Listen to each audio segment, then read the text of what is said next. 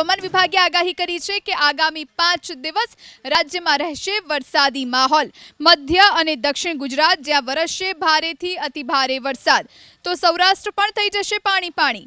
હવામાન વિભાગ અનુસાર હજુ વરસાદી સિસ્ટમ સક્રિય હોવાથી આગામી 5 દિવસ ગુજરાતમાં વરસાદી માહોલ રહેશે। આજે વડોદરા, પંચમહાલ, છોટાઉદેપુર, નવસારી અને વલસાડ જિલ્લામાં અતિભારે વરસાદની આગાહી કરવામાં આવી છે। જૂનાગઢ, ગીર સોમનાથ, અમરેલી, ભાવનગર, આણંદ, મહીસાગર, દાહોદ, ભરૂચ, નર્મદા, સુરત, તાપી અને ડાંગ જિલ્લામાં ભારે વરસાદની સંભાવના। આવતીકાલે સુરત, નવસારી અને વલસાડ જિલ્લામાં ભારે વરસાદની આગાહી। ગુજરાતમાં અત્યાર સુધી સિઝનનો 53% વરસાદ થઈ ચૂક્યો છે। હવામાન વિભાગના મતે અત્યાર સુધી ગુજરાતમાં જેટલો વરસાદ વરસવો જોઈએ તેના કરતાં 28% વધુ વરસાદ વરસી ચૂક્યો છે। જો કે ઉત્તર અને મધ્ય ગુજરાતમાં હજુ વરસાદની ઘટ છે।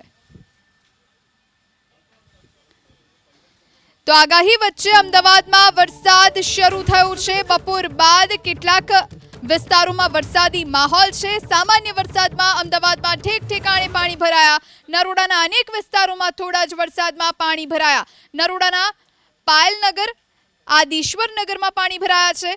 થોડા વરસાદમાં પાણી ભરાઈ જતા લોકો પરેશાન થયા છે। અખબારનગર અંડરપાસ પણ બંધ કરવો પડ્યો।